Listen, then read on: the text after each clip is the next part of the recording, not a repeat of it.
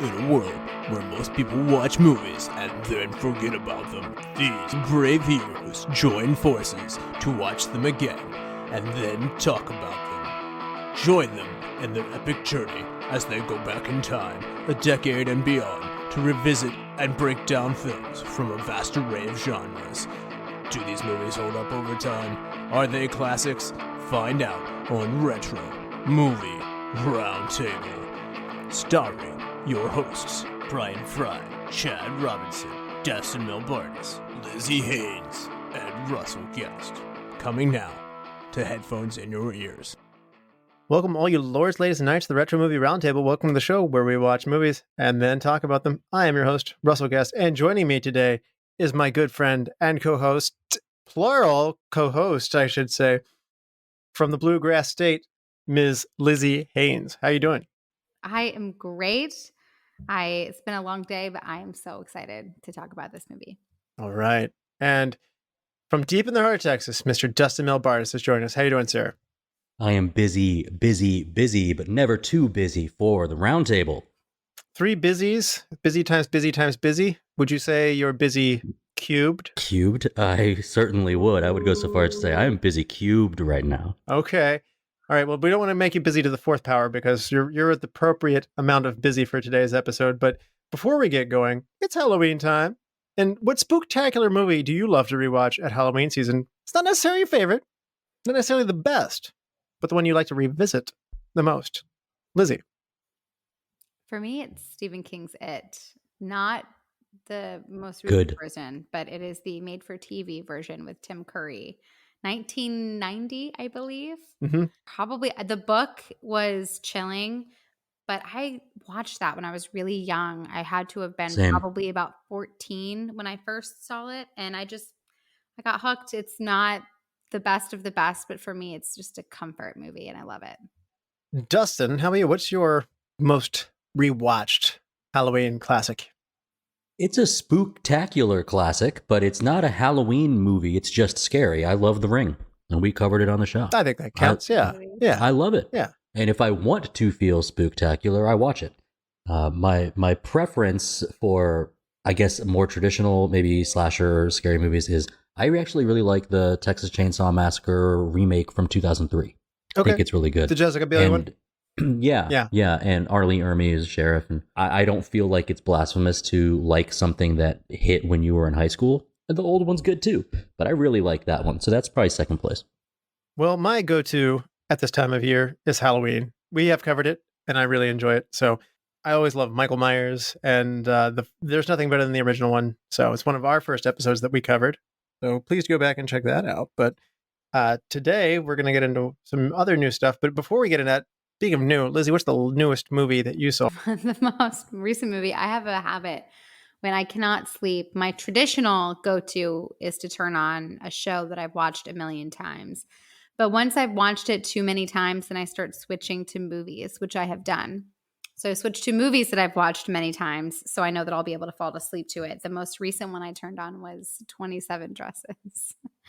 And it put me right to sleep. I always find it interesting. Like, is that a compliment? I think so, and the fact that it feels comforting. I think you could definitely take it as an insult, as in the fact that I wasn't awake enough or interested enough to watch it. But I've seen it enough times that I didn't need to. So in there is the compliment. All right. And Dustin, how about you? What movie did you watch most recently?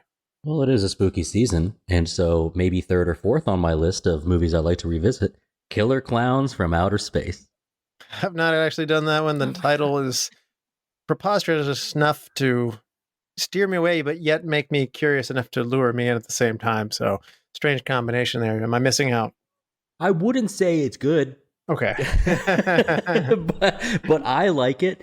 And it's enough of a romp to where I'm not watching it because it's scary. I've got other scary movies to watch because they're scary. Yeah, I'm watching it because it's fun. And they are fun. And that's kind of how I like to approach a lot of stuff. Is that fun enough for me to rewatch? Okay. Absolutely. Yeah.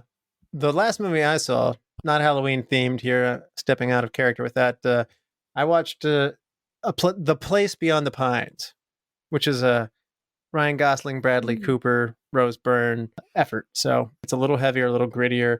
It's a little more Brian Fry, if you will. So I'm prepared for things to get a little dark tonight. Okay. And with that, what movie are we covering today, Dustin? 1997's Cube. Oh, Canada. This is a Canadian movie. So it's from a Canadian independent movie production. It goes on to be a cult classic that we know and love today. It stars Nicole de Boer, Nicky Guadagni, David Hewlett, Andrew Miller, Julian Richings, Wayne Robson, Maurice Dean Wint. If you don't recognize those names, there's a reason for it. This is an independent film. It comes out in 1997. It kind of takes the world by storm slowly, so it gets to the United States in 1998. It is a Toronto International Film Festival movie, and its budget was only $350,000, so not a lot. And that is Canadian, so those are 350,000 loonies. So it grosses $500,000 in the United States. So that's more in the US alone, but it grosses $8.9 million globally. It does particularly well in France and in Europe, but this film would go on to become very successful worldwide, especially given the amount of money that went into it. So it doesn't really have a ranking on the year given its independent nature here, but I can tell you the number one movie from 1997 was Titanic. And Lizzy, wouldn't it be nice if someone who's a wonderful personality with lots of great movie insights had covered this movie? I know. Who'd have thunk? IMDb gives Cubed a 7.1. Rotten Tomatoes gives this movie a 63%, not particularly high. The audience score likes it considerably better at 76%. So at the 19th Genie Awards, a film received nominations and won the award for Best Canadian First Feature to the Toronto International Film Festival as well. So Best Canadian Feature, and then 5 Genie Award nominations. I am not familiar with the Genie Awards, but I like finding out about awards that I don't know on the show. It's always fun. And it's a jury award at the Brussels International Film Festival for Best Fantasy Film. I think the Genie Awards are kind of like the Tim Hortons to our 7-Eleven.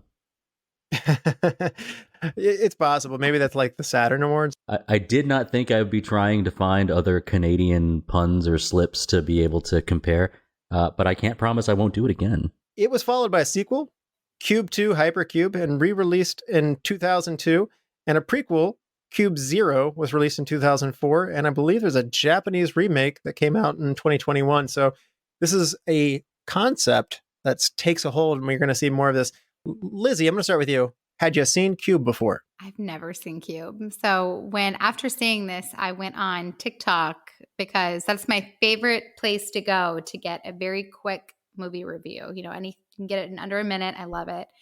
And it was there that I realized that this is a cult classic. This wasn't just like some obscure B movie. This was a movie that so many people love and so many people have a hot take on. So no, I had never seen this before. This was first time experience for me, first time experience for my husband, Aaron. And we both really loved it. I think I told this to our group chat that I feel like this movie crawled so that Saw could run. It's really gave me like big time Saw vibes, but without the disgusting gore. And a little bit of disgusting gore. We have some disgusting gore. The first 5 minutes, I was like, I don't know. But after that, it was tolerable gore. I think you sent me a text in the first couple of seconds of the movie and just said, I don't know what I'm in for here. And I said, hang in there. I don't want to spoil it for you, but I mean, the opening scene was cool. I was like, I don't know. And I made sure to reassure you by texting back, Cube, with exclamation points. Oh, man. So, Dustin, this is your dealer's choice. That's right. Had you seen Cube before? I'm guessing you might have. Yeah, I saw Cube in 1999, and I would have been 12 years old. These are the kinds of movies that Dad introduced to me too early, but I love him for it because you don't have like a way to prepare yourself for this at the time. This is pre-internet, y'all. So and as Lizzy said, this is before Saw, which would be the next big stepping stone, the next step for mankind in terms of this, we'll say, general style of horror movie. But it was something where there were definitely things that were lost to me as a preteen, But as far as the idea of it, and it's not just the visceral gore, but almost the helplessness to it, that it stuck with me for a while. And I'll take this moment to say, this falls into the category of movies that I have seen, and I present to the round table to say, hey, I like it, but is it good? So I'm looking forward to tonight's episode. Oh, okay. I've noticed you've done this. I don't know. It's you have a new brand or a different. Everybody does different things with dealer's choices. You know, I mean, so it's interesting the thought behind that. So, what was it like returning to it? It's so exciting because I do want to. I don't hold 12-year-old Dustin to high standards. He liked a lot of stupid stuff. So I didn't know, like, is this something that was worth our time or not? And so returning to it, you know, there are things about, hey, I'm an adult now. And what are adult things about this movie that matter? Are the visuals still as striking? Are there things that, as I've brought up before, that, well, now that I'm paying closer attention, is this going to be a filmmaking decision that I feel like detracts from it? But no, I even though I knew what happens, it's still a blast to reconnect, especially since this is a tight 90 minutes. Dustin does like the 90-minute, I don't know what you call that, delight, or, you know, what, do you have a title for, like, when a movie's 90 minutes, it hits you right? It's a tight 90 minutes. Or 10. Yeah, I like a tight 90. I think that flows well. All right. Well, I also had not seen this before, so you have successfully hit two of us with new ones here, and I had a lot of fun with this. I like science fiction, and I might be leaning more into the mystery and the science fiction than the horror. It is all of these things at one time, obviously. It is fantasy too. So I gotta say, it's a creative blending of genres, and that alone has gotten me off to a good start here. And so I thought this was a lot of fun to study, and I would have never caught into this one, Dustin. I don't think I saw this in the movie rental store. You know, sometimes the cover sticks with you, even though you can't see it. I wouldn't have been, I don't know, maybe I could have watched this one by the time I got to there. I was allowed to have R-rated movies, but it just did not hit my radar. And so I have no recollection memory, and I've never heard anybody mention this. So you really hit me out of, like, way in the outfield with this one. But you know what? I'm glad you did, because I had fun with this one, and I do think it holds up to today's audience. I think it might merit a remake, and I'm curious to see the remake that they have made. Chad has seen every horror movie made 3 times over. He's a machine, and so he said that the remakes and sequels don't capture the magic of this one. So I'm not shocked, but I'm disappointed, because I think this concept, as I said, we keep revisiting it. The concept's pretty good, and I do like Lizzy's comment of saying this walks so Saw could run, because I love the original Saw movie a lot. And you're right, Lizzy. I think this movie might have laid some ideas. Like, the escape room trend certainly hadn't taken America by storm yet. So I like that. I like the whole not knowing how you got here, not knowing what's going on, adding that layer of mystery of what's going on here. I appreciate. So that kept this movie fun for me. There will be spoilers, though, that lie ahead. I don't think this is a movie you want spoiled for yourself. So if you haven't seen it, get yourself a Tim Hortons donut and watch this one, and then come back, and we will be back after these messages. Welcome to the All 80s Movies Podcast. I'm Bill. And I'm Jason, and this is the podcast where we talk about the blockbusters, the flops, and everything in between from one of the freshest decades for movies, the 1980s. So whether you're a brain, a jock, a valley girl, or a Jedi, we've got some 80s classics for you. Do these movies stand the test of time? Are we discovering something new? Is there an 80s movie we're finally watching for the first time? Join us each week as we dive into the cinematic nostalgia that inspired and influenced a generation. From the hits to the cult classics, we'll discuss our earliest memories, favorite scenes, fun facts, and our not-so-favorite movie moments, too. It's the All 80s Movies Podcast, now available on all major streaming platforms. Please subscribe, and happy listening. We're back, and this is your final warning. There will be spoilers that lie ahead. Now, Dustin, for those who haven't seen Cube since 1997, or for those who have been stuck in a cube since 1997, do you want to refresh people's memories? Quentin, Worth, Levin, Holloway, and Wren awaken in a cube-shaped room. There are 6 hatches centered in the sides of the room, which lead to other different cube-shaped rooms. None of them know why they are there or what led them to this predicament. Wren had been exploring other rooms and informs them that there are deadly traps that respond to different sensors in each room, meaning that if they should choose to try and escape, they must keep their wits about them. He had been using his boot to test out the motion sensors for the traps, but realizes too late that there are some traps that aren't based on motion at all, resulting in his face being burned away with acid, much to the terror of the other trapped members. Levin, a mathematics student, hypothesizes that the rooms with prime numbers in their hatches are trapped, and that the only way to proceed is to factor the numbers to eventually reach the edge of this maze. As they continue to explore, they meet another trapped person, Kazan, who has a mental handicap that requires attention and care to keep him calm, but the 5 of them then continue to explore. The prime number hypothesis fails as Quentin is nearly chopped into sushi bits, but in his return to the previous room, Worth reveals that he was a contractor paid to design the outer shell of this maze, but that he knows nothing else about its design or its purpose. With this knowledge, Levin is able to calculate that there must be a way to reach the outer shell, and then to possibly escape. The numbers on the hatches indicate 3-dimensional Cartesian coordinates, and by using those, they can proceed.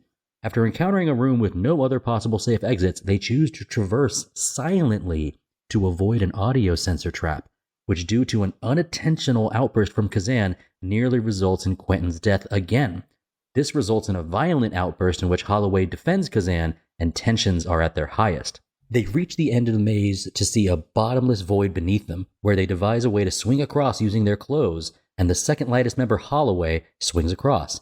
A shift within the cube results in Holloway nearly falling, being caught by Quentin, before he releases her to her death due to their previous argument and ongoing hostility. After a short rest, Quentin attempts to convince Levin to leave the cynical Worth and Kazan, resulting in a sexual advance.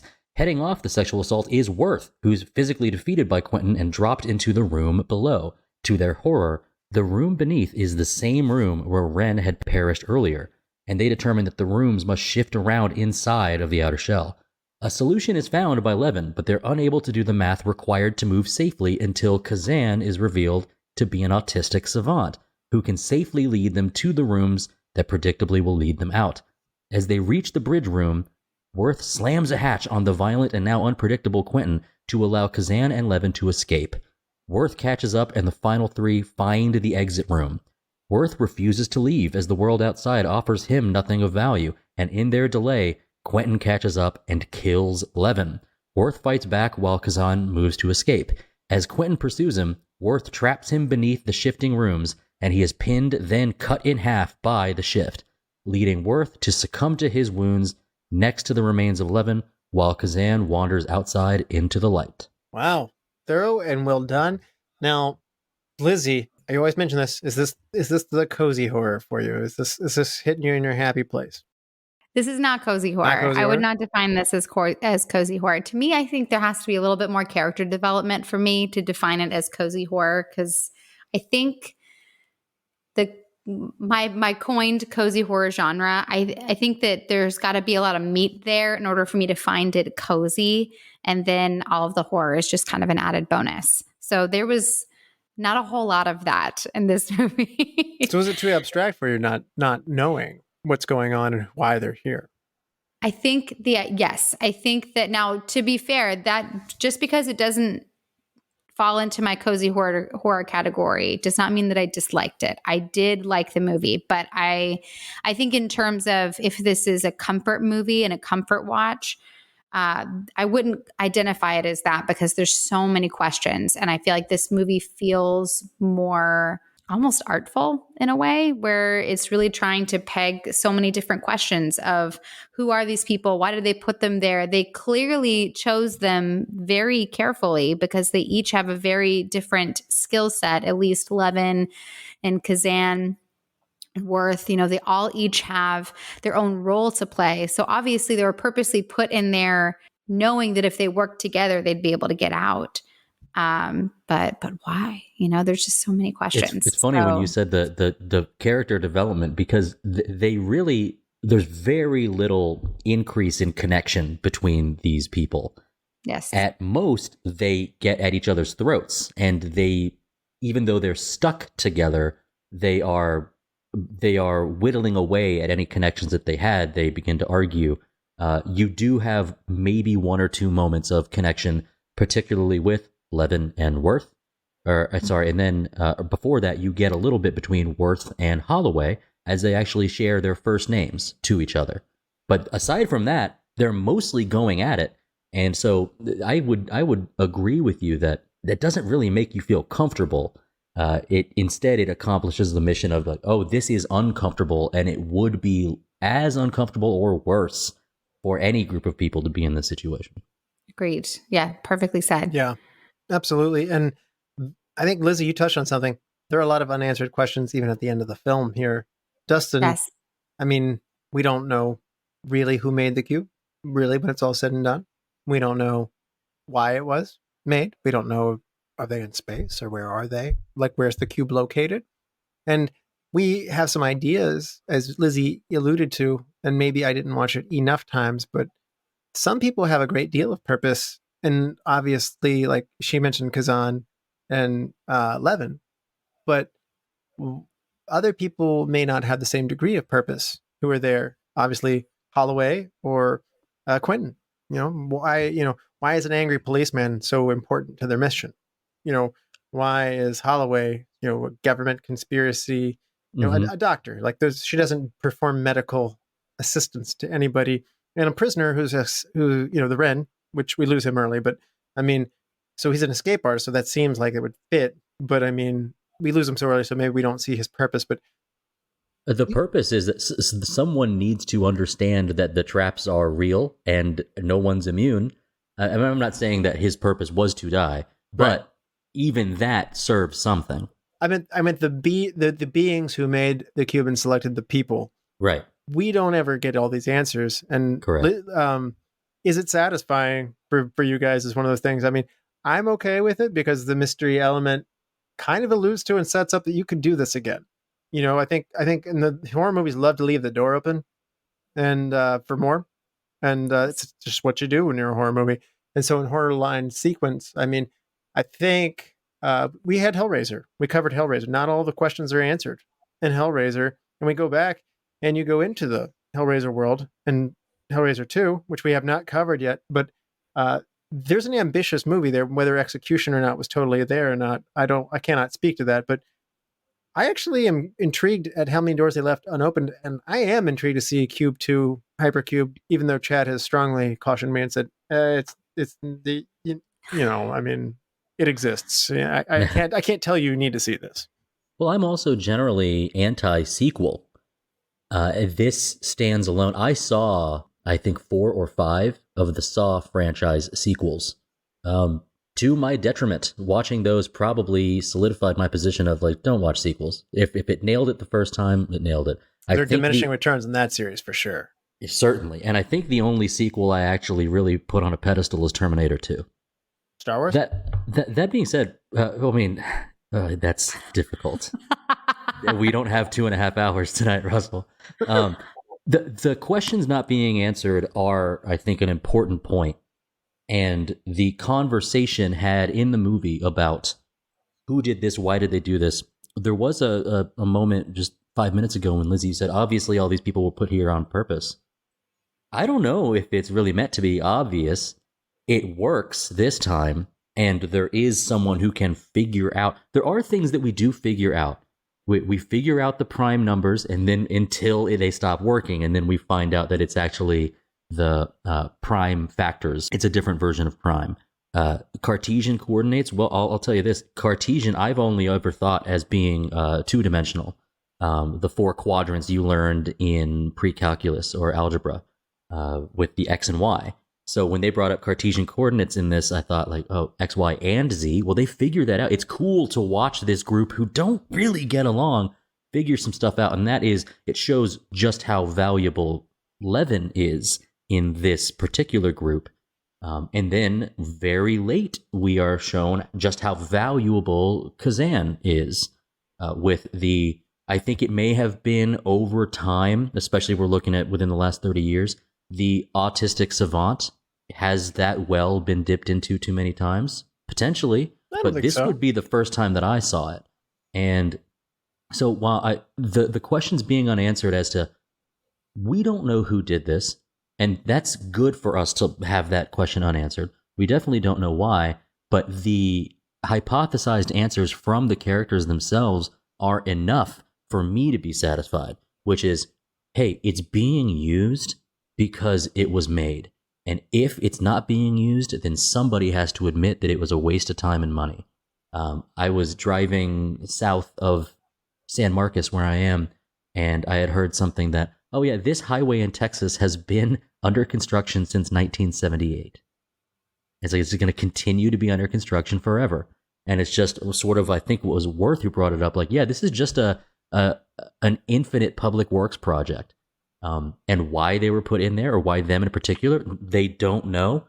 I don't think that fits into what we were calling like comfort horror or cozy horror, but I'm comfortable with the uncertainty of it. And I generally aim for, I'd rather you leave it uncertain than to try to give me answers in a brief amount of time. I think just leave it be. That's how I like it.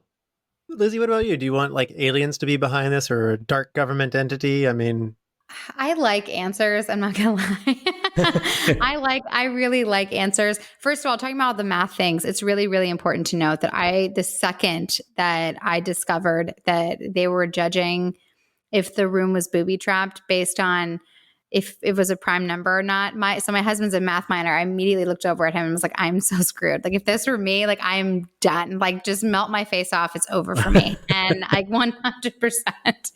But I like answers. I think why I love the first Saw movie is because you have a lot of the same idea of, like, you know, you wake up in a room, you have no idea how you got there, and you know, you're now dealing with this obstacle of figuring out how to get out.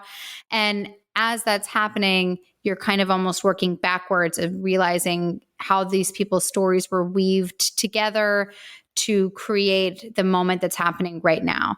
And in the second movie, I've seen several of them. Once they started to become just like disgusting. It was like it went past gory and just went to like just full blown gross. There is a term that not everyone loves, which is torture porn. And it also the acting gets worse too, by the way. Yes, 100%. The second one was tolerable. I think once you got past that, and every now and again they do like a big twist, and you know, all of this to say is that I do enjoy being able to understand why something is happening. I can appreciate when things are unanswered. The ambiguity of what's going on actually drove me throughout the movie, even to late into the movie. It was rewarding to not know.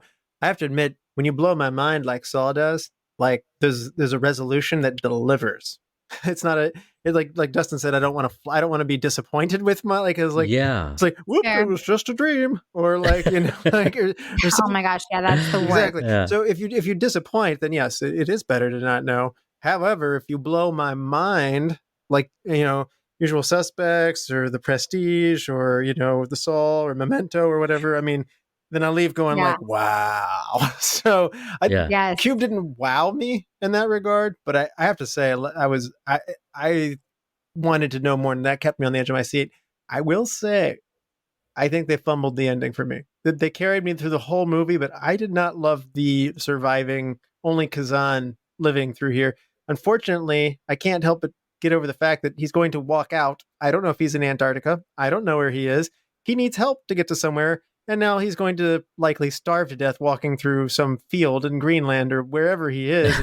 And I'm sitting there going like, we need somebody intelligent enough to get back to civilization so poor Kazan doesn't die of starvation. This bothers me. I mean, I'm realizing I'm reading beyond the end of the movie, but the last gasp attack felt a little bit cheap from Quentin being like, I was lying on the floor, my neck looks snapped and blood is running out of my ears and mouth and eyes or whatever. You know, I'm exaggerating slightly. He looks dead. He looks really dead, or certainly crippled or whatever. Like, he's not coming back.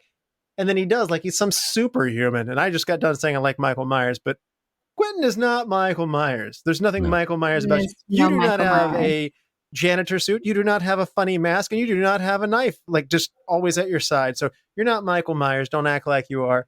And so him coming back at the end felt a little bit cheap, and like cheap horror in a bad way, not good horror.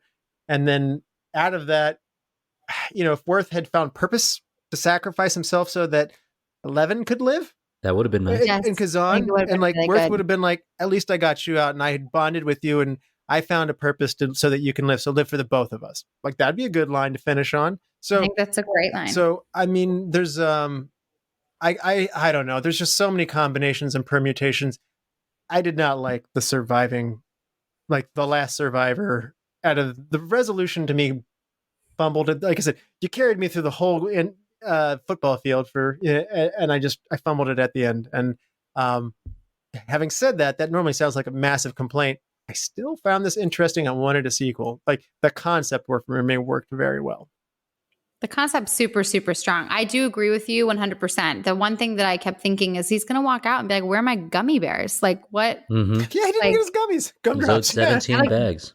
Yeah, like you owe me a lot of gummy. I mean, because that's what I would be thinking. I'd be like, okay, like where we've survived, like where is my where are my gummy bears? I totally agree. I love the idea that Kazan survived because he's the only one that kind of didn't go negative. Everybody kind of at some point went on each other's throat, and he kind of represented innocence in a way. And I think that so I love his survival, but I really, really wanted Levin to survive as well. I think that she also felt like a anchor for the group, and she, sitting there trying to, when Worth is like, there's nothing out here except for stupidity. And she's like, I can live with that. Like, let's do this. Let's do it Right. together. It was all And- primed for what and I'll join and say what all three of us want. I don't hold a cube in its form as the way it should have been or like the way it's best. I'm with you guys. I think I would have been more satisfied with, I would say I would have preferred to have Levin and Worth and Kazan make it. I don't think that the Quentin coming back part was what I would identify as what was bad. What we have here is, I suppose, what we have is some kind of reflection of the real world as a choice by the director, by the filmmakers, is that we have to have some similes for the things that you don't know. You are just a person in the world, a person who probably doesn't matter to the way anything happens, a really cynical approach. You would call this Worth's approach, that like, dude, I work in an office building doing office building things.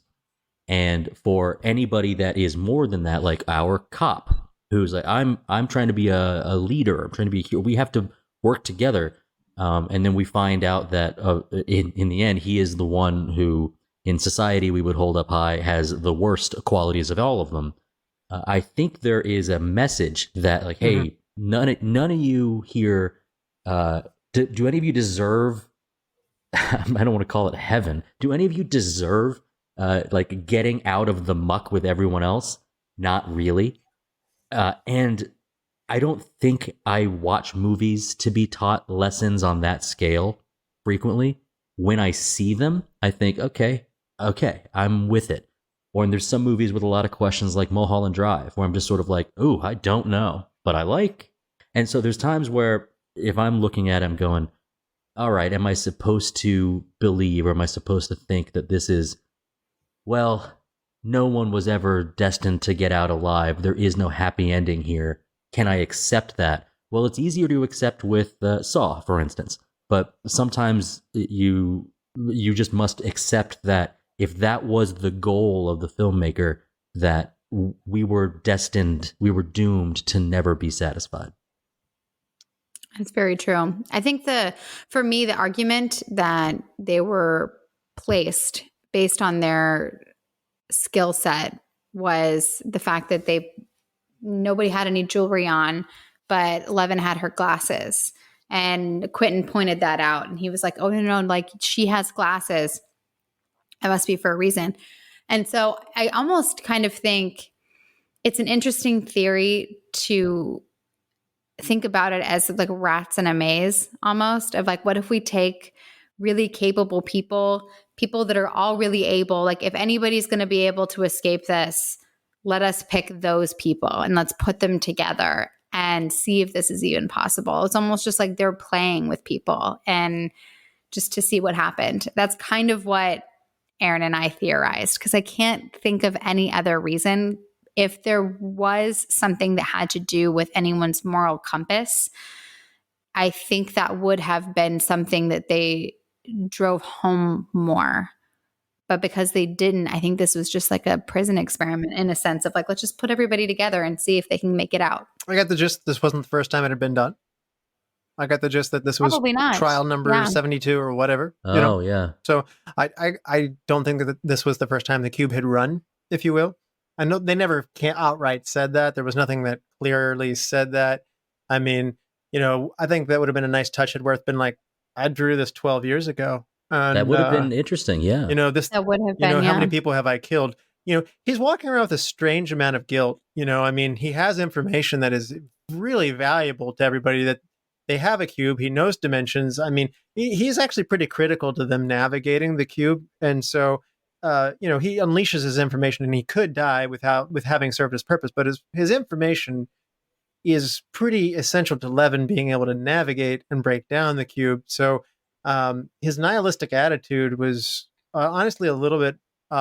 If you go back and rewatch this, I suspect that could wear on you in the first third of the movie, because there is some degree of, I don't necessarily, it's hard to like Quentin once we've learned how terrible he will go on to become, but I really like that turn of the movie.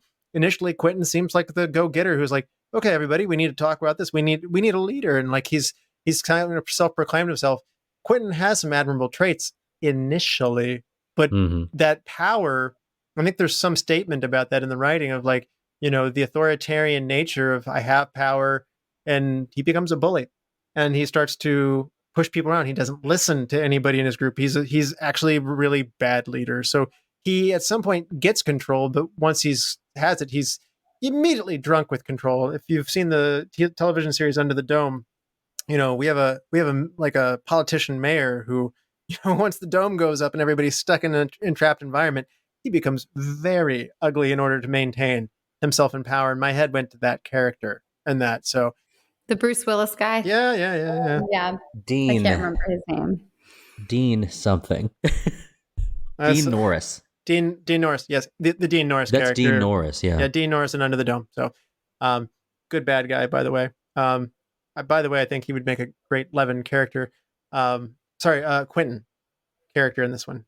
But there's another chance here that there's another message, and I won't go too far down this road, but the decision for any filmmaker to present the hero cop as anything but.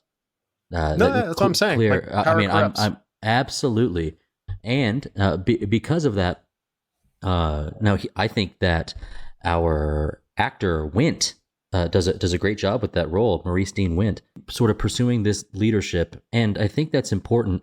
There's a line that Worth mentions before he starts describing his role as a contractor in designing the outer shell of the cube. He says, "I'm the poison." Now, that could mean I'm part of this process that hurts the world because I'm just like everyone else, looking for a fat paycheck. Doesn't matter what you ask me to do. I'm just going to do it and be fine. Put my head down and do it. He's an architect, and I'm not going to lie. If you pay me handsomely to design a high budget, interesting, complicated problem, I'm into this job. So, I mean, I'm guilty of it as well. So, and you're into the job, and your name is hidden away as the people responsible for whatever atrocity is built using whatever piece of the puzzle one of 200 contractors used for this particular job. But it's not, I was waiting, or I was wanting this watch to be, he says, "I'm the poison." And I wonder, we have a total of 7 people in this movie, all that we mentioned before. And then, or is it 7 or 6? But there's one who's essentially Julian not Richings in it is at like all. in it for a couple of seconds. The bald Alderson. dude. Yeah. So 7, yeah, because Ren goes real fast. So it's mostly 5. Ren goes real fast. He was 6, and Alderson is 7. We have no idea what his role would have been at all. At all. He doesn't even have any lines. So it makes me think, like, is there supposed to be a, like, all right, I'm the poison, you're the hero, you're the math wizard, you're the caretaker?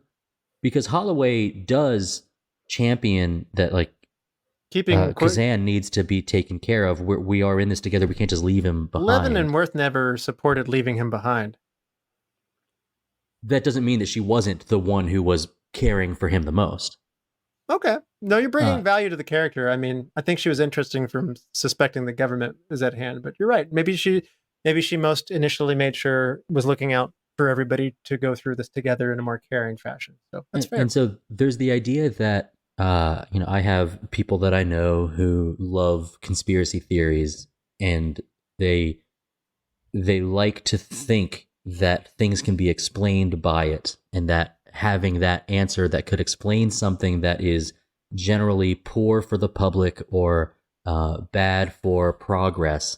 I like how Worth was so willing to say, like, whether you're right or not, nobody really knows. Whoever actually has the answer was fired or bought out or sold their idea. The nihilism of there is no purpose. We are just here. That is that same feeling. I was like, where I don't have any answers, and the answer is that there aren't any. That's satisfying to me. But I'm not saying that because I was the one that introduced this movie. It was only on this rewatch that I got that full feeling. I was like, oh yeah, this is, it's meant to feel a bit hopeless. And we have hope only given to us through Levin's math. Yeah. And there's just a little bit, but when you have it in a movie full of despair and hunger and desperation, time's running out, that getting those little glimmers of hope are special to this movie. All the characters are named after prisons. I thought that was there's no deep meaning behind this necessarily. They just thought it was a fun writing thing. But Levin and Worth combined to make Leavenworth, which is a federal prison. Rennes, the French guy who's the escape artist, there's a centre penitentiary. It's a French prison, centre penitentiary, Rennes. So then there's the Quentin is San Quentin State Prison in California. Holloway is Her Majesty's Prison Holloway in England, which is a women's prison. So she's a female character. In Kazan, autistic. In Russia, there's a prison for the mentally ill, Kazan in it as well. Yeah. So it's interesting, all these characters. There's no deeper meaning behind these things per se, but this is a fun way to name your characters. Well, would you guess that this project is meant to somehow imprison people that deserve to be imprisoned, but we look at our 7 characters and what we decide is whether they have good morals or bad, that there wasn't anything that actually led to them deserving to be put in this situation. Lizzy, would you like it if they all had divulged something terrible that they did to earn themselves into the cube? Well, that's Saw. Yeah, I know. Yeah, I mean, that's definitely Saw, but I have to be honest, when I find half the time when they announce the things that they've done to get into Saw, I'm just like, I'm not trying to say that I'm not trying to say it's bad. I'm not trying to give them a pass, but does that deserve them having to literally raw? You ordered Girl Scout cookies and then said you didn't later, and then you didn't pay for them. Oh my gosh! It's this idea of I think one of them.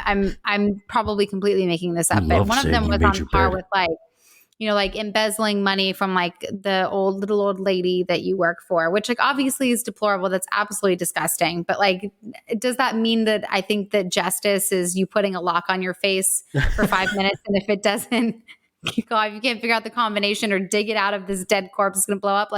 I think that's just too extreme. And Lizzy Haynes here, soft on predatory embezzlers of the elderly.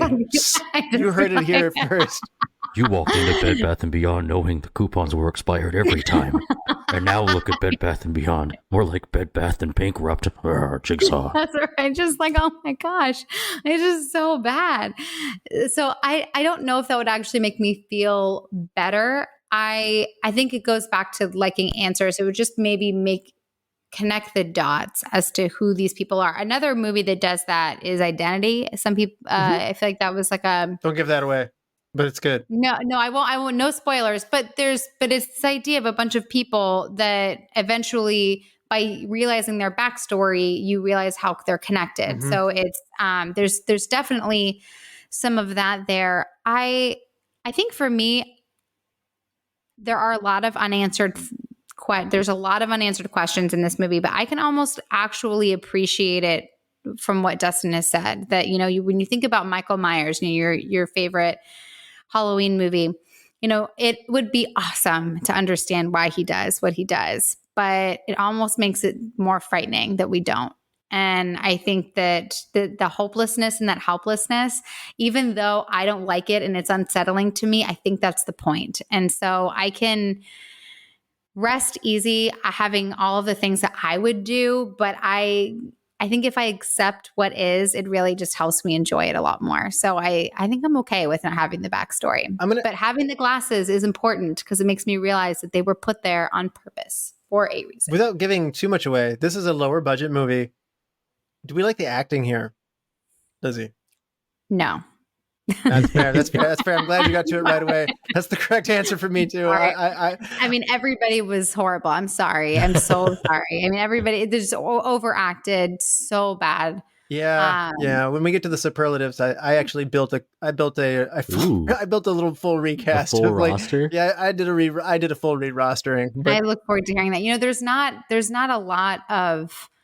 I mean, these people didn't go on to have big careers. My hidden gems are two of them, of which I've seen in other movies, but they were also like obscure movies that didn't blow their careers up either. So I think, I think that this is probably their peak for them. And there's a reason. Nicole Boer goes on to do Star Trek stuff later. I'm not saying that this is fine work necessarily. I think David Hewlett's probably the most. Yes, I would agree. The best at it. He was the one that they brought on board, meaning the director, Vincenzo Natali, and the writer, I think it's Andre Bielik. They made films in high school, like just Super 8 films and stuff like that. So this is just David Hewlett went to their high school. He was the thespian. So when they made their own movies and stuff like that, they were in their own movies initially. They weren't very good at acting. They realized this, and so they got the best actor in their high school, David Hewlett, and said, "Do you want to be in movies?" And so they were like the movie Super 8. They're making their own homemade movies. So David had a connection with them, and I will say he was probably the best moment of this cast. I just I felt like the budget hit here, and this is where this is the one place where I would say aesthetically this movie is actually pretty strong. I think the cube looks great, actually. Mm-hmm. I think 1997 effects, they are doing everything right with the lighting, the effects, they're very resourceful to do all this, and I'll talk more about this in the film creation. They get so many things right. I just wish they had a little more money. I feel like today you pick up a Netflix show, you get just something that people had made. The ability to get actors in non-mainstream productions is better, and I will admit, Toronto is not the Vancouver film scene necessarily that we have today. And 1997 is also, this is a different era for Canadian film production. There is a robust film production in Canada and Quebec, Toronto, and Vancouver. You want people who can make movies? They have them now. 1997 is at the earlier part of the curve. This is the building up of what builds the film scene there in these places. And quite frankly, I think, I'm not saying they're soap opera actors out here, but I would have almost gone with that. What I don't know about that. Soap opera actors they're all known for TV. Actors are just, soap opera actors are just like, I look really good. I'm mad, and I'm going to have to say that I'm mad in the dialogue because my acting falls short of that. You made me feel mad, and I am mad now. But I look really good when I'm angry. So like the big eyes, the big furrowed brow. They have lots of bug eyes. Yes. Lots and lots of really big eye movement, and it would just it felt cartoony. If I was watching like a high school production of this, I'd probably be super impressed. But I'm trying to back off with a soap opera actor. Now Lizzie's gone to high school drama club. No, just being totally honest, this is not it for me. I mean, but the fact that I still enjoyed it, the fact that the credits rolled and I felt like I genuinely had a good time while I was watching it. There were at least 3 to 4 scenes where I was really like on the edge of my seat, waiting to see what was going to happen next.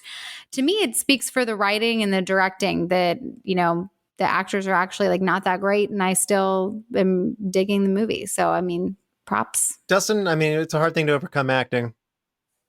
Yeah, I don't think this is a tour de force from any of them. I was going to mention that they generally all had been on Canadian TV, Mm-hmm.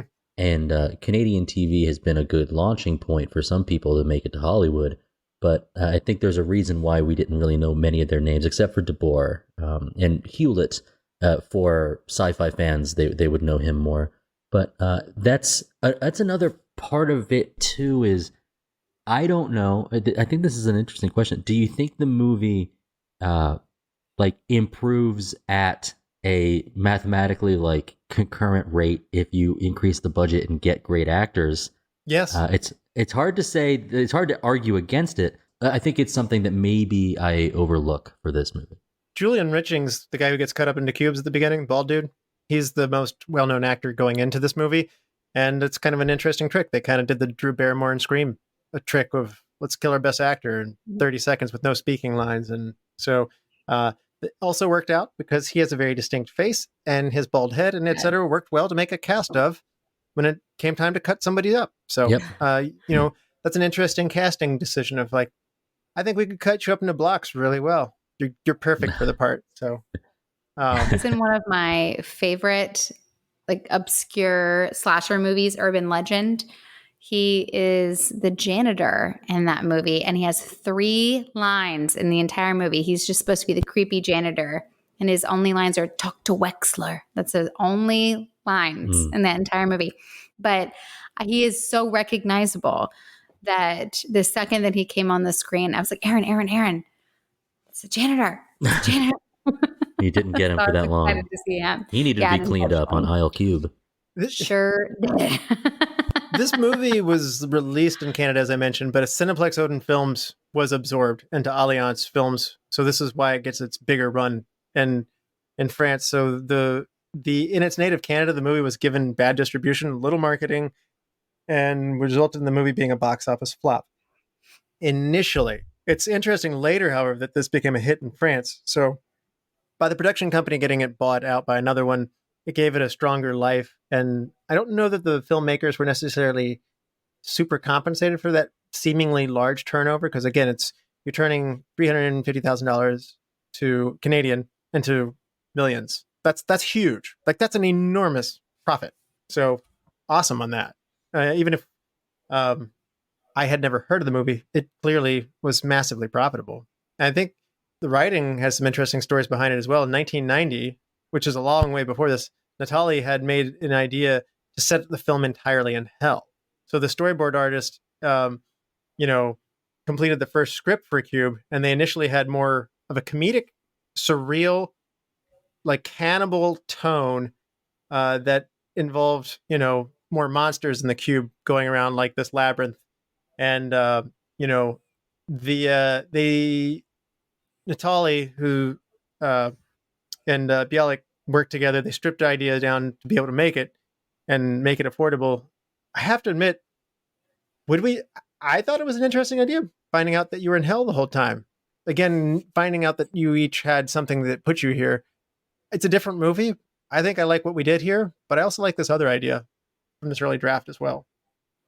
It would really connect it to something that I had read for the first time in 2009, I believe. And I didn't look this up, but I know most of the details. It's a short story. It's only 12 or 14 pages long, written in 1962 by Harlan Ellison, called I Have No Mouth, But I Must Scream. Are you familiar, Russell? You're nodding at your head. It sounds familiar, but there's no way I've actually read this, but I feel like I've heard of it. And it's the concept in this movie where it's brought up that, we're being played with, or somebody's watching us. We are in this for observation and for control. That could be, traced back. It's crazy to think that for 1997, wow, I didn't think, for 1997, 1962 would have been 35 years before.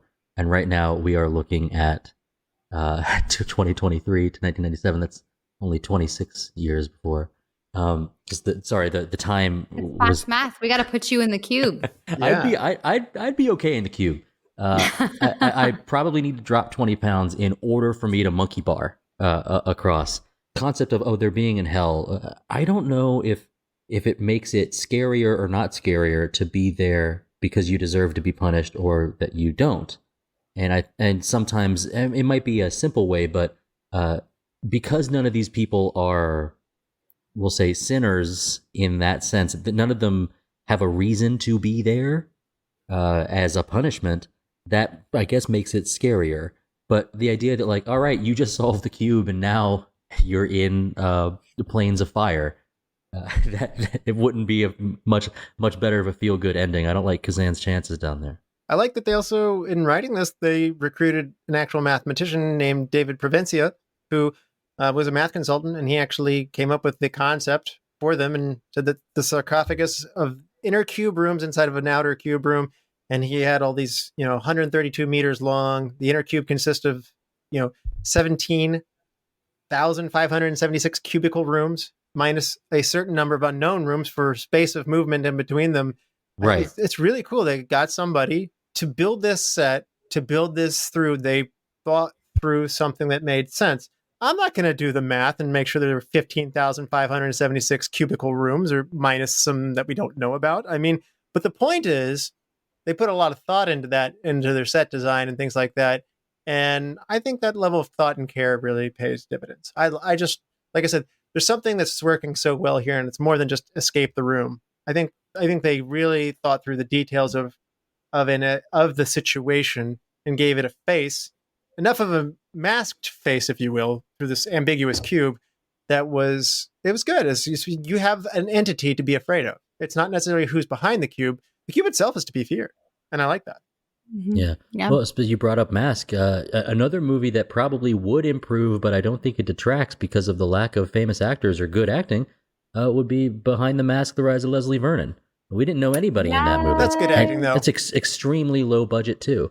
Well, this movie's made in just 20 days. That's astounding, especially in a time when you don't have the computer animation side of things at your disposal. Like, they had to do it. They had to build sets. They built one giant cube. They changed the colors in them. I'm surprised they actually used gel panels instead of color-coded. Like, I guess LED, color correction LED panels were too expensive at the times at this point, but they actually built gel panels. And it was a time-consuming process to change out the colors inside of them. But so they shot all the red rooms, first, and they shot all the blue rooms, the white rooms, and the red rooms actually have all of the dialogue-heavy scenes. And so David Hewlett, the guy who plays Worth, recalled being really apprehensive. They had to do all their hard, heavy lifting early on, but once they got it behind him, it was like Worth has a line of like saying, "Well, I feel a lot better" at one point, and Yeah. He said, there was a genuine nature of that. That was towards the end of his Red Room filming. So the room color does not necessarily dictate trap or not, which is nice. I also like this. White rooms represent discovery for them, whether it be to themselves or whether they find information about the cube. Well, that's cool. Red room represents death or distress or strain in the group. And Conflict, yeah. Yeah, correct. Did you pick up on those things, Lizzy? Like, I was looking for those themes and I couldn't pick up blue and greens. No, if I'm being totally honest, I was not paying attention to. I noticed that the room colors changed, of course, but I was so fixated on in the beginning of the movie, throwing the boot in and what's going to be in the booby trap. I was really more focused on the actual meat of the story. That to me, I noticed rooms changing, but never actually put together any kind of patterns of them. The most tense scene, I believe, happens in a blue room, which is when they learn that they're at a dead end, and unless they're going to backtrack, which interesting design of the cube is that just the idea of backtracking sucks because of the way you have to climb through the hatches. So do you think blue's defeat and like despair? Well, I didn't say that. I put words in your mouth. Do you just like the words that I put in your mouth? No.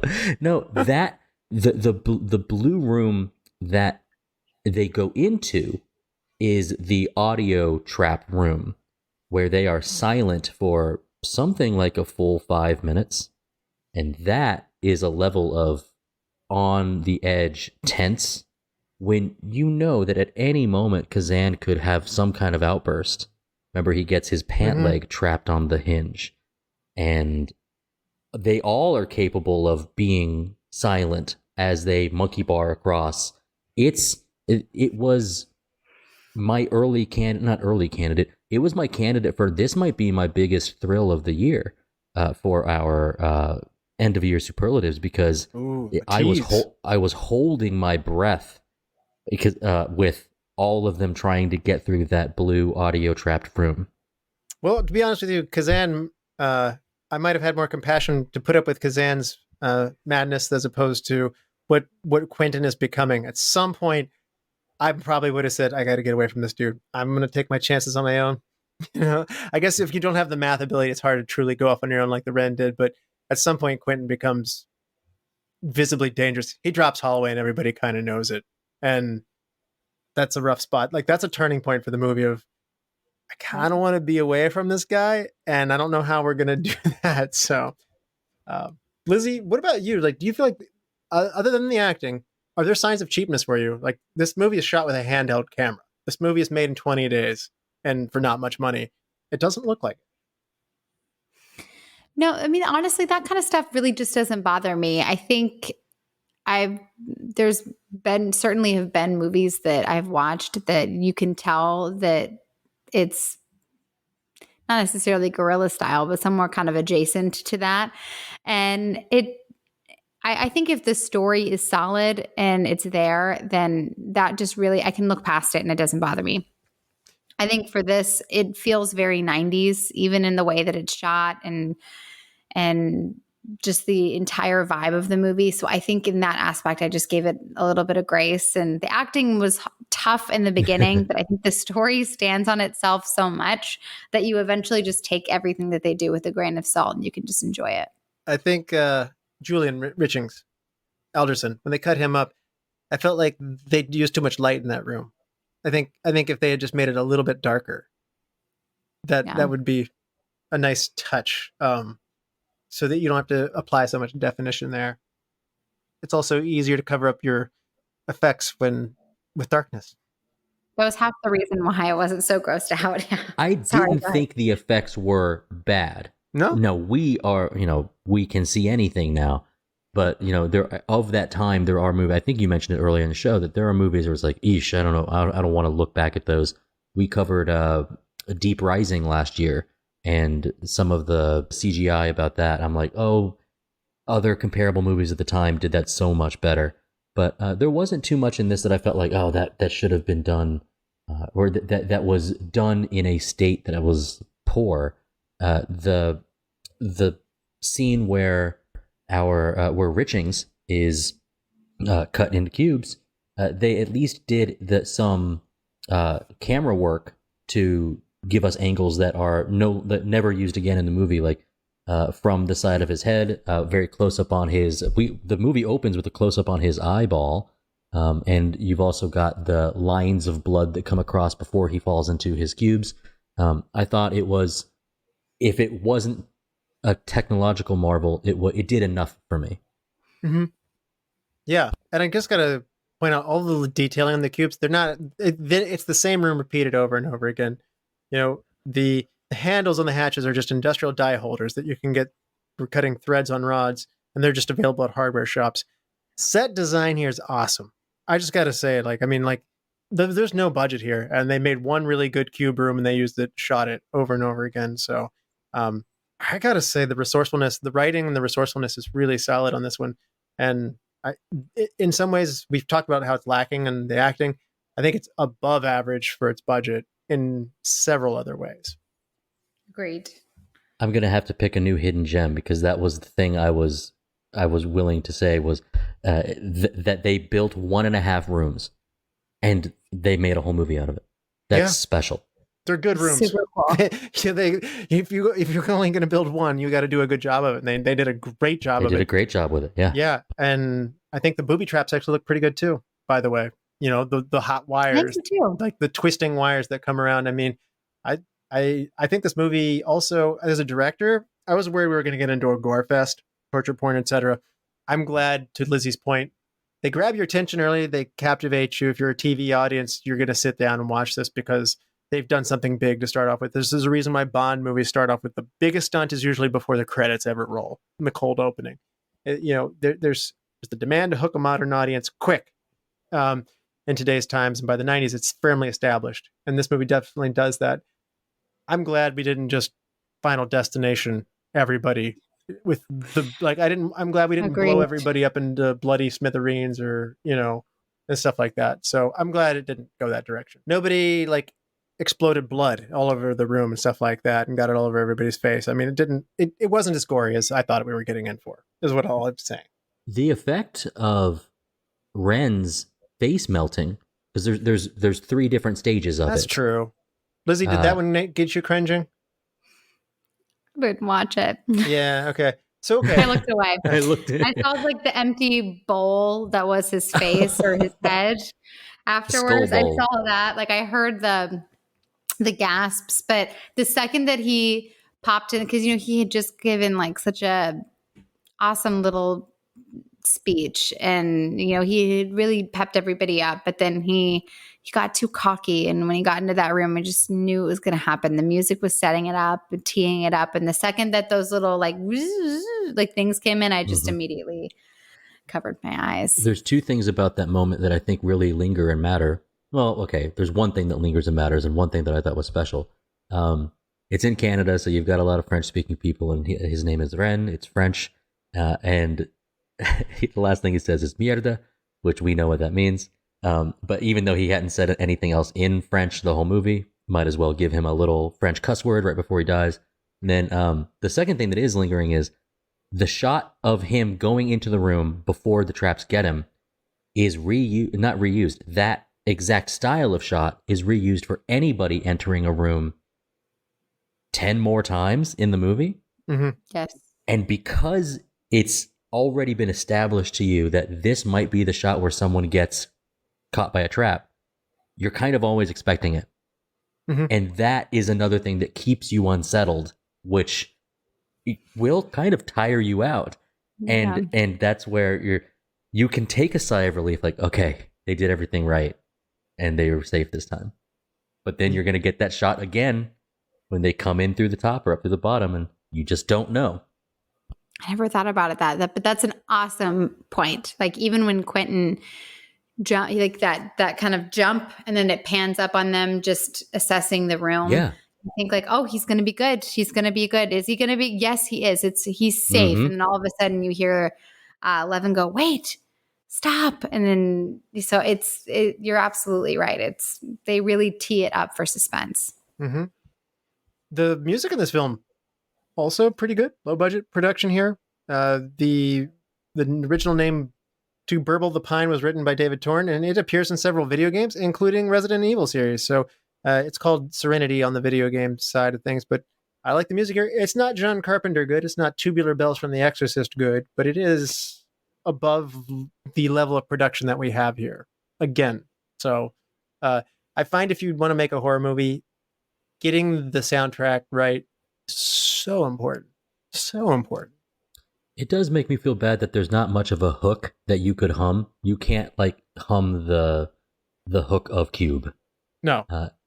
And but I just named exceptional scores for horror movies. Those are right. You have a very difficult time measuring up to that. So I mean, right. I would say there were only a couple things that detracted, and it was there are 2 scenes where there are montages, and they aren't classic montages, but they are very quick transitions to show that time has passed, and the music used during those is okay. Only okay. Whereas the rest of it I felt it really fit the theme and the tone.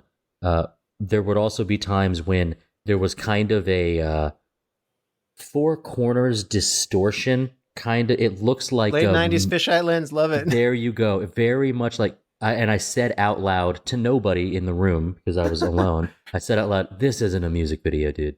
Because, but then it passed, and we got back to the guts of the film. Yeah. I also love how the wardrobe, everybody's been stripped of their wardrobe, adds to the level of mystery of what's going on, they use it to try and lower themselves out of the cube. It looks perilous. Why they actually tried that is still beyond me. I guess you're really desperate.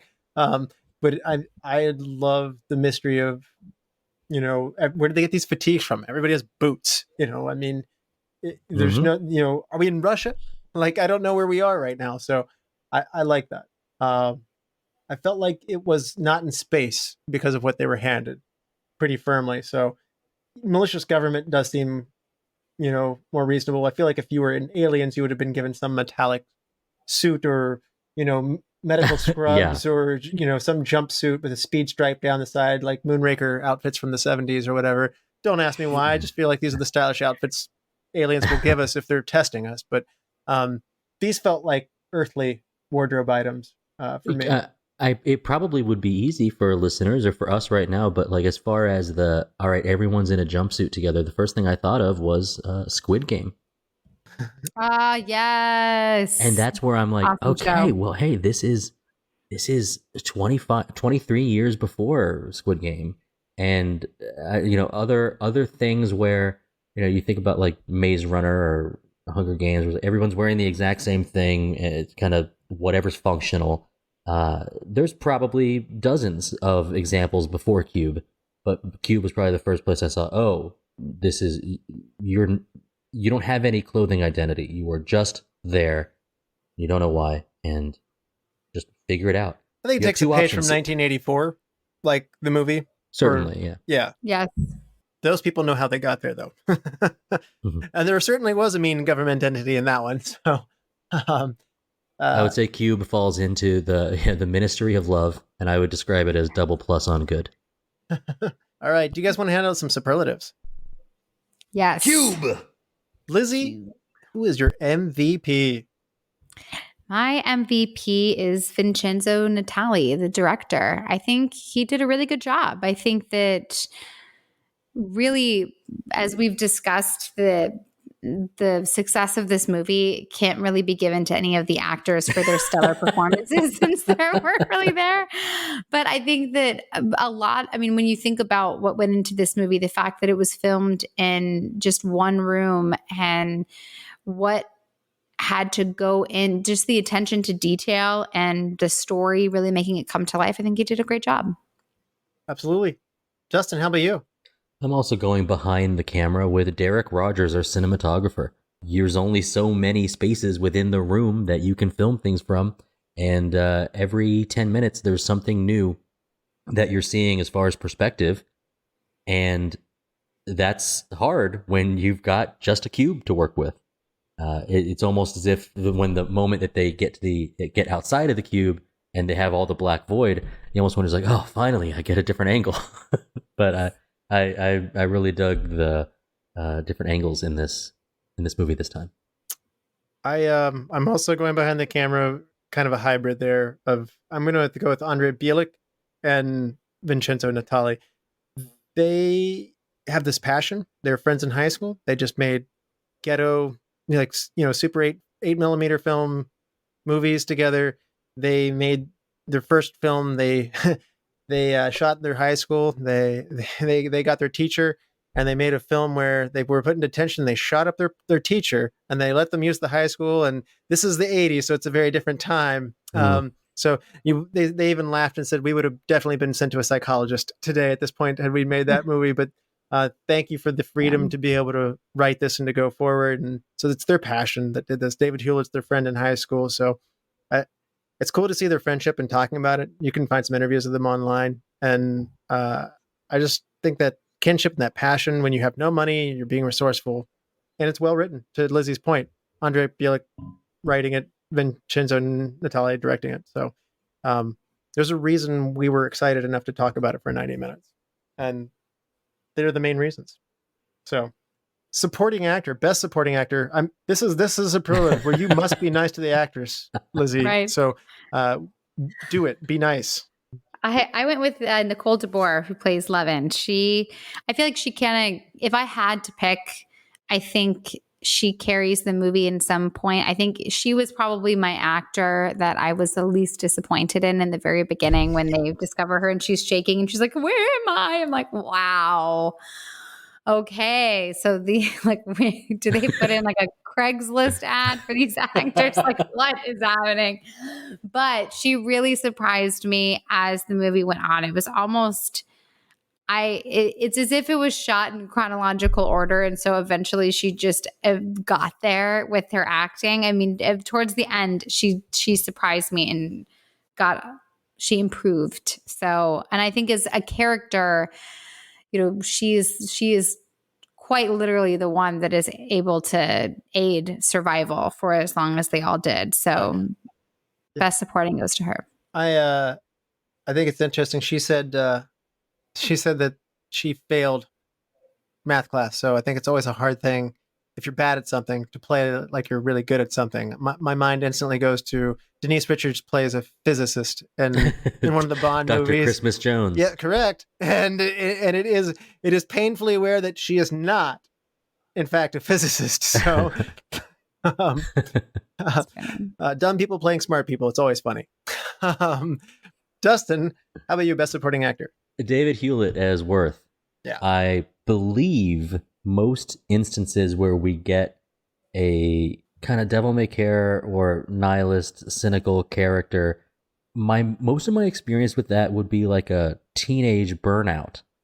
And so what's kind of interesting to me is that this portrayal is like a teenage burnout grew up and just hated his life. You're right. And it's good not point. a comedy. Yes. Yeah, he's angry bitter, not like by the time you get to Worth's age, you should be more of a apathetic, bitter. He has the anger in him. You're right. That's a good. Yeah. That's a good. It's like that's a all good right. point. There's nothing out there for me to live for. I guess I gotta find an excuse for missing work these last couple of days. Andre Bielik wrote that as a younger man for sure. I think that's interesting. That's a good point. So seeing that type of cynical portrayal in a non-comedy, it kind of makes you. It makes you search for what other things are like it, and I just don't think I have that many.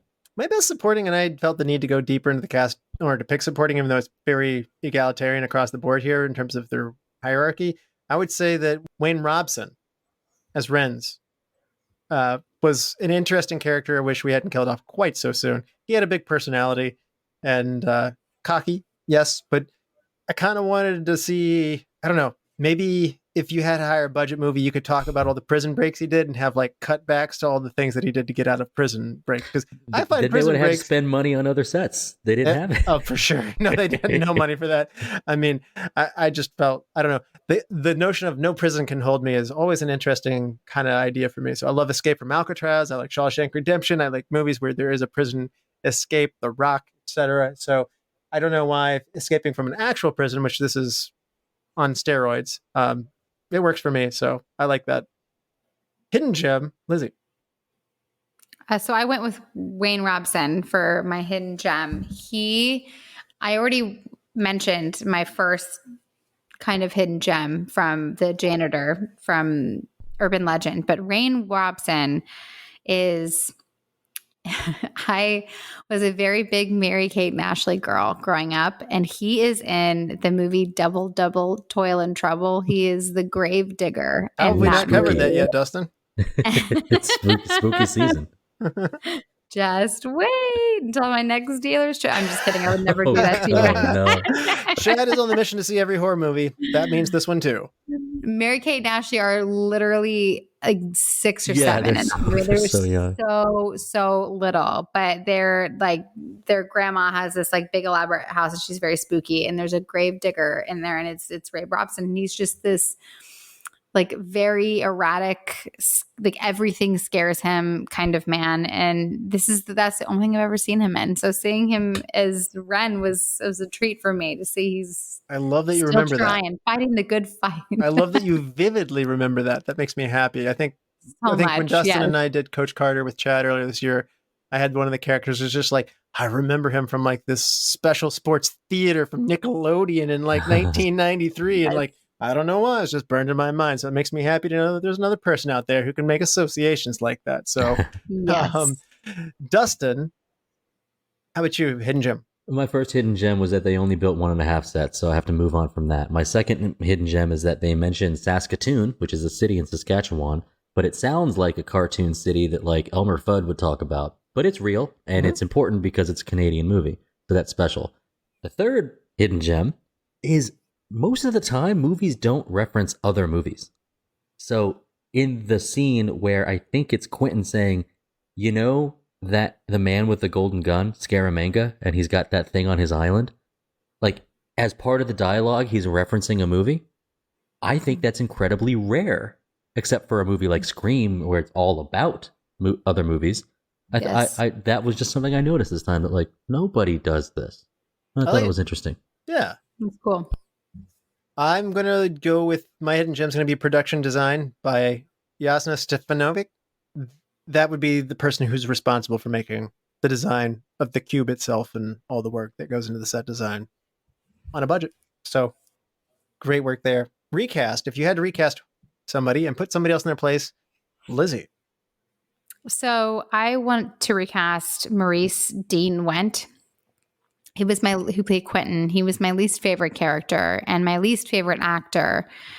I think he overacted so much. It was really painful to watch. It's the most demanding role because he goes through the most change. You have to go from becoming seemingly stoic to, authoritarian and in control to like you're losing it to like, now you're nuts. Like, I mean, you have to do a lot. So in fairness, you're putting your change actor into a good place. It kind of was like when Joey from Friends is trying to show, like he's at a wedding and he's trying to show his, like this director guy that his mom is on a date with, that he has range. And he's like, look, I can be happy and then I can be sad and then I can be angry. It's like, it's just this very like dramatic. I'm old. Yes. Oh, it's so hot. Oh, I'm cold. Yes, exactly. It's cold in here. It's just, I feel like that's really, really how that felt to me. No, I wanted to honor the fact that it wasn't lost on me that Quentin was, with the exception of Quentin, everybody in the room, it's just like a bunch of white people thrown in the room. And I feel like, especially in the 90s, just having representation, I feel like that was important. So I wanted to keep that in mind when replacing him. And I went with Danny Glover. I think that he, to me, I guess a little nod, he was in the first Saw movie. So that was where my mind first went. But I think in terms of range, he can really go there. He's done such a great job at playing the good cop. He played one in Saw, but then he's also done such a tremendous job at being a seemingly throwaway character and then turning on its face and realizing that he is actually, in fact, the enemy. And I won't give away what movie that's from because if I reveal it, then that spoils it for you. Well, it's not Lethal Weapon. We watched that one earlier this year. So I think I know the one. Yeah. Well, Dustin, how about you? Recast. Well, I wanted to do something that was Canadian, and I didn't. At least I don't think. But I love the cynical David Hewlett character. But if we are going to up our budget and get a good actor, I'd love Bradley Whitford to be that character. Where would we know Bradley Whitford from? He is the main character of The West Wing. Okay. And he is also the like evil brother in Billy Madison. Okay. Yeah. Eric. I'm trying to think of what else. Sorry, I think between those two audiences, you've hit most of the people listening. So I think that does it. Oh my gosh. So my recast, I got a little overzealous, and like I said, I did a full 7 recast. But I think Lizzy 100% nailed it. Maurice Dean Wint as Quentin is the most in need of recasting because of the amount of demand that's put onto it. That and because, as I mentioned, David Hewlett's the best bet that you have in there. So if you land those two roles, you're in a much better place. So recasting Quentin would go a long way to improving this even with everybody else. So if I were to do this movie again today with money, I would go for Nicole de Boer as Levin. I would go, so we need a young mathematics student. I'm going with Eleanor Tomlinson from Whole Dark and the Nerves, British actress. David Hewlett Worth, I'm replacing with David Tennant as the regretful architect of the cube. So if you've seen, you obviously know him from Doctor Who, but also Broadchurch is definitely where I was thinking from this haunted kind of figure who does this. Maurice Dean Wint as Quentin. I went with Adam Driver who is a good actor Ooh. and would be Nice. like physically formidable. Like if he snaps, like I wouldn't want to fight Adam Driver. He does angry well. And I think he's also good enough to undergo the change from being like, hey, you're our leader to, oh no, I don't want to be around you. So that's an important one. Holloway, I went with Olivia Colman, also from Broadchurch. So yeah, I'm putting a lot of British people into this. I'm aware that wasn't intentional. They just have good actors. Kazan, I actually want to go with a younger actor for Kazan. I'm going to go to Asa Butterfield, who is he was in Ender's Game as a younger actor. I just feel like if you go to a younger character, it only adds to the sense of vulnerability to it, like the notion that you want to protect this person. And I think he's a good young actor as well. Wayne Robson as the Wrens. I went Pedro Pascal as the escape artist here, and nice. And that would tug a lot of heartstrings when you lose him, though. It really would. It would, but I mean, I just a good personality for that one. And then Julia Richings, the guy who's not going to get to speak, but you just have to. I want John Cho in there. I don't know why. I don't really want to cut John Cho up, but I felt like I like him, so I want to get him in here, even if he doesn't get to talk. So that's my high budget recast. Nice. Best shot, Lizzy. My best shot is, I had mentioned it a little bit earlier, where so Quentin does the jump into the new room, as Dustin had mentioned, and he pulls up. You think at this point he's going to be safe, and then Levin, yells at him. She's like, no, wait, stop in front of you. And you realize that there's this big giant wire, and then it pans right above where it almost looks like he's in like a cylinder of wires, so to speak. And I just think that shot was so neat. The fact that they were able to go from the focus on the wire to immediately that pan above and have the wires start to twist. It was a beautiful scene to look at, but also super, super thrilling, because in that moment you think he's going to end up in the same fate as the intro. Right, Yeah. Dustin, best shot. It's complete overacting, but it's the turn when Quentin drops Holloway. It's actually, it could be so much better if it was anybody but Wint as the actor, but he shows his athletic ability escaping that trap, and then after they drop the rope, he dives through the thing to catch her. And even though they had just been fighting with each other, he puts his own life at risk to catch her. And you're thinking, oh, okay, are these guys really going to do it? And then his face goes cold and dead as he drops her. And you realize as the audience, oh, they don't know that he did it on purpose until later. I thought it was, if only they had a good actor to do it, it would have been really, really great. How many times we've had to say that in this podcast? Poor guys. My best Toronto, shot, we love you. My best shot is going to be Leavenworth looking into the daylight. We don't see the door opening. We don't see what's out there, but there's a white outside light hitting their beaten down, hungry faces. Because we didn't mention this whole time that they don't get any food or water in this whole process either. Adding a clock of you only have so long before you need to get water. Like that's a pretty serious clock on you. So, I think that they are physically worn down, and that light hitting them that's my image of the movie. Almost making it. Best scene, Lizzy.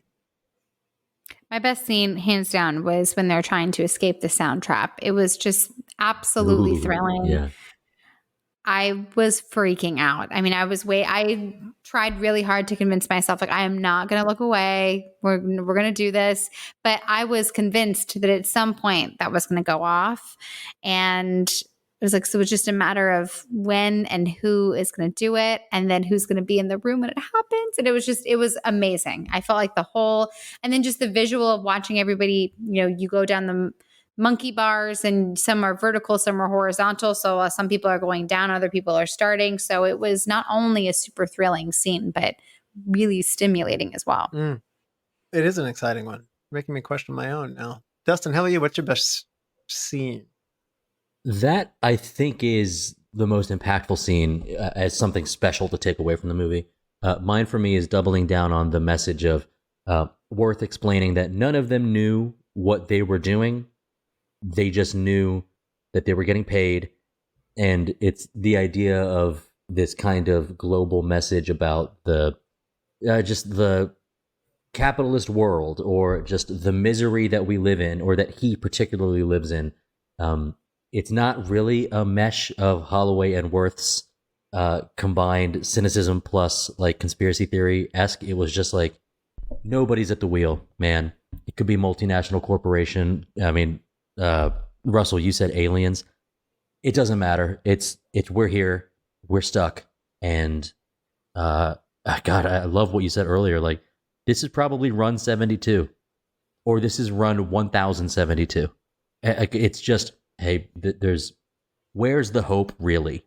And we see it again later when the door's open and he can't bring himself to stand up and walk through it. It's become a lingering thing on the show that Dustin likes suffering in movies. You get darker. You've gotten darker since we've begun this. You went from I like flawed characters to I like pain. I like characters who are dealing with pain. I like characters who are in despair. And now Dustin likes suffering. So just straight up suffering. Watch out, 2024. I don't know where Dustin's going, but on this trajectory, it's getting darker. So, yeah, good call. My best scene is your best shot, Dustin, where they drop Holloway. Where Quentin drops Holloway.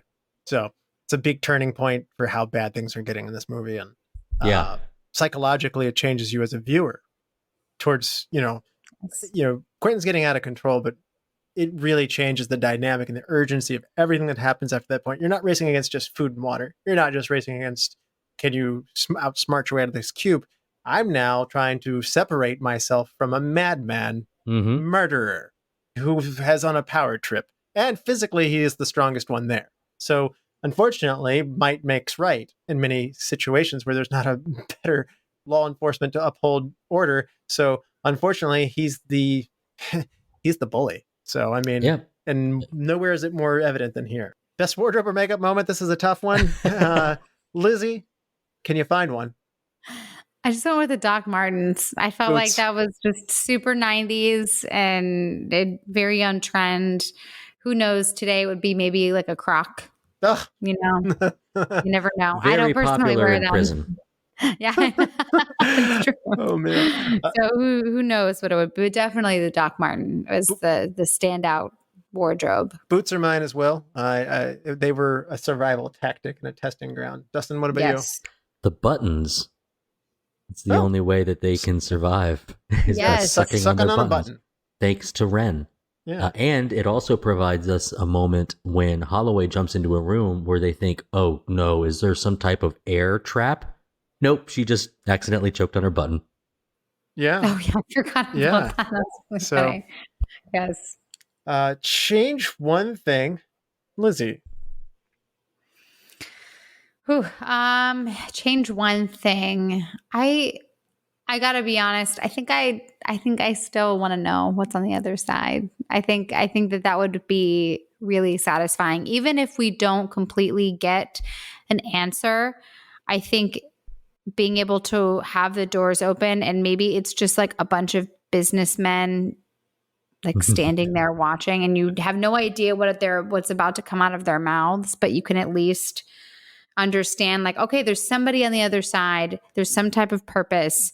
They're meeting Kazan. They want to talk to him about his experience. And then it kind of cuts to black. Like I could really dig something like that. I like the idea of them stepping out and it all turns into color. And you found out the cube landed on a witch and you get some ruby slippers and there's functions all around. They're singing. I mean, I don't know. This is an original idea I had that this is how I would like to move. Dustin, how about you? Change one thing. We mentioned it. Let them out. Levin and Worth, I would have liked to see them make it. Kazan too, but I think you're more attached to Levin for sure.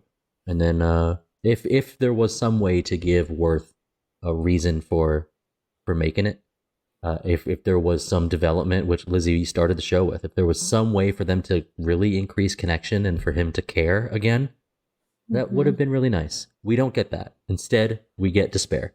That And, was mine as well. So just to yeah. be different, I'll say the acting. Anytime I, on a whim, just decide, let's recast all of it because it's a small cast. I mean, either it's a fun exercise, like we did that in Clue as a group, and it was just fun to do because like you could play the board game as many times as you want, and it's always going to be fun. But in this case, there's a problem. So I'm going to say Yes. I will to be different. I will say the acting, but I'm with Dustin as well. So best quote. Lizzy.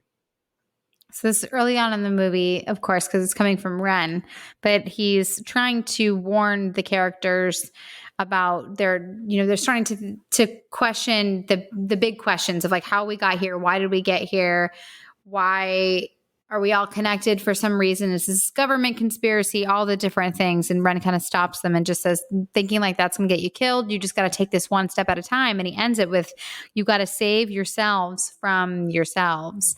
And I love that quote because it is so true. You know, we always hear like the follow your heart mantra, but the reality is like our hearts are so deceitful. Like our emotions will lead us to make knee-jerk decisions that are not always the best for us. So it is when you're talking about life and death survival, sometimes trusting your gut and just like going with your instincts in the moment isn't always the right decision. You know, sometimes it's better to just like take a beat, figure out, is this, let's look at the different variables right in front of us.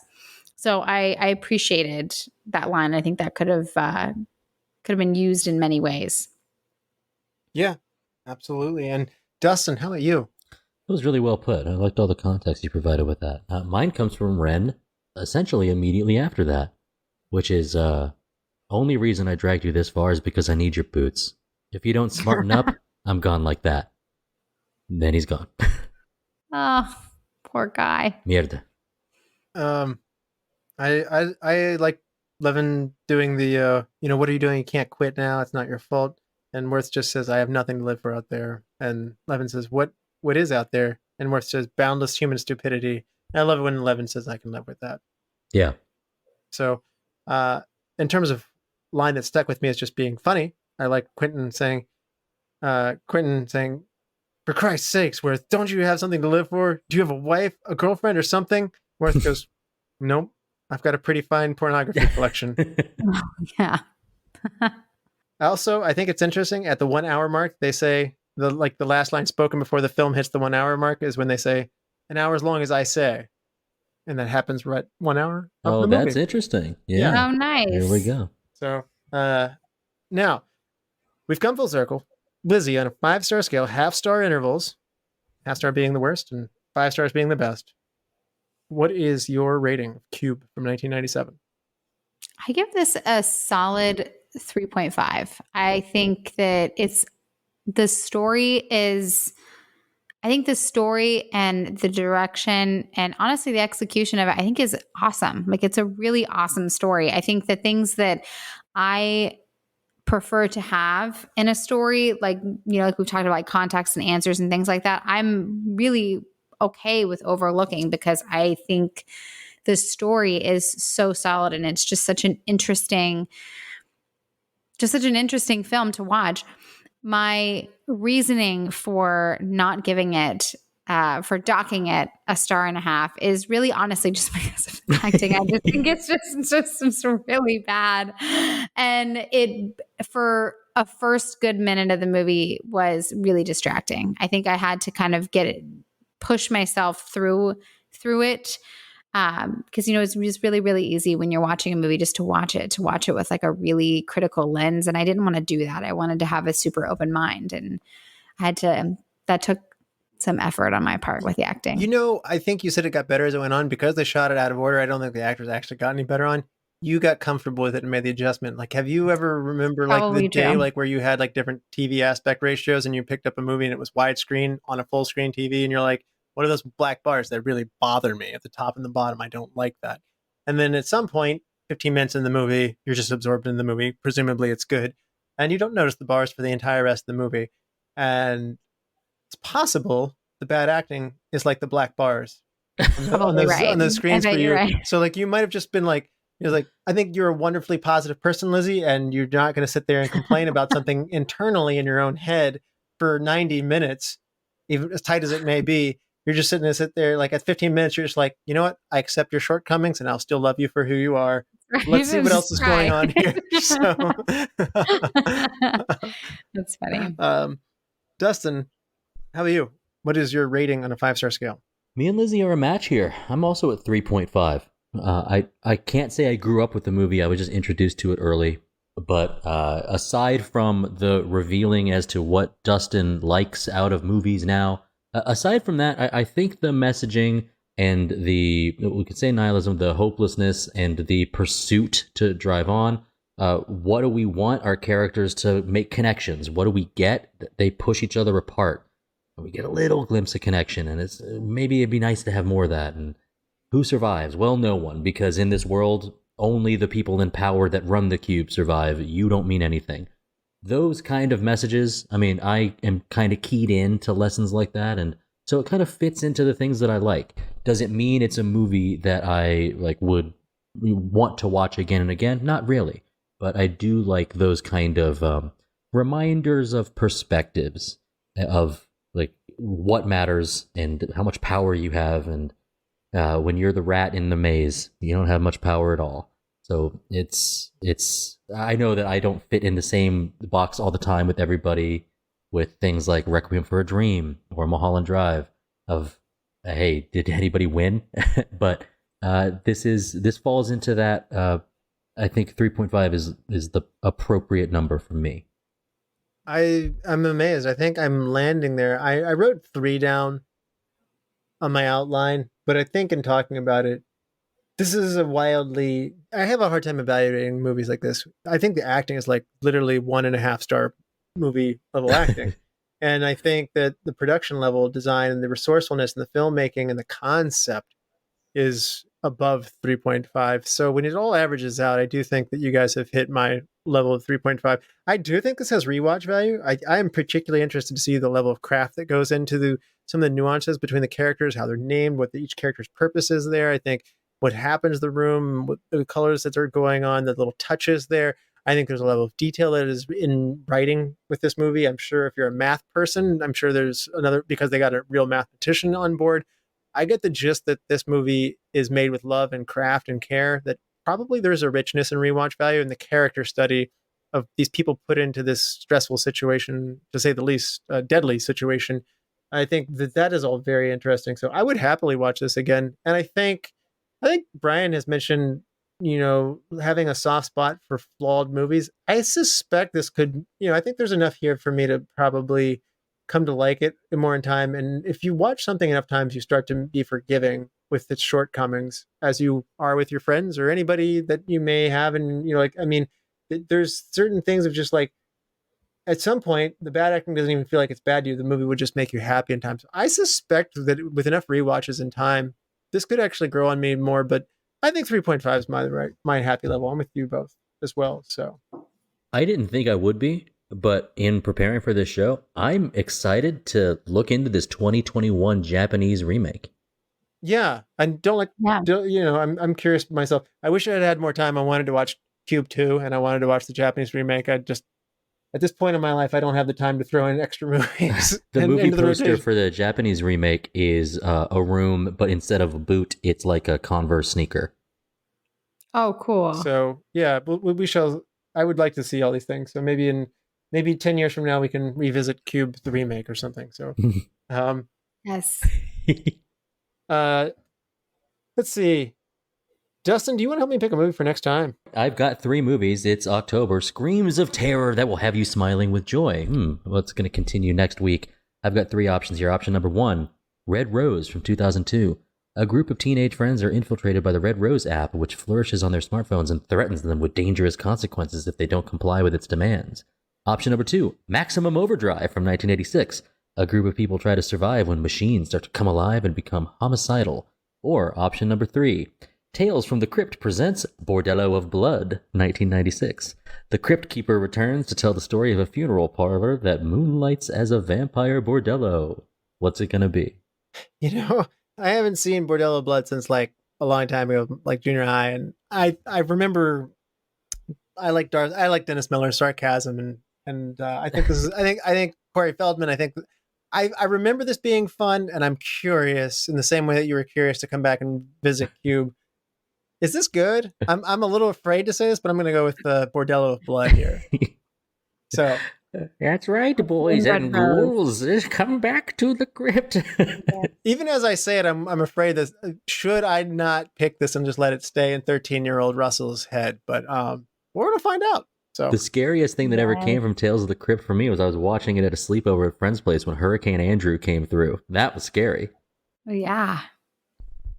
All right. Well, thank you all of you guys. So this has been fun. And thank you, all the lords, ladies, and knights of the Retro Movie Roundtable. We invite you to reach out to us. We want to hear from you. So subscribe, rate, and review to us on Apple Podcasts, Spotify, Google Podcasts, Stitcher, wherever you get your podcast. Subscribe to our YouTube channel.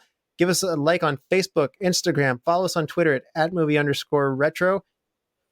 Email us at retromovieroundtable@yahoo.com. And producing and providing this podcast is fun, but not free. So we invite you to support the show at our Patreon page at www.patreon.com/Retro Movie Roundtable. All contributions are much appreciated and go towards making the show better for you, the listener. As always, thank you for listening. Be good to each other and watch more movies. Lizzy? Live or die. Make your choice.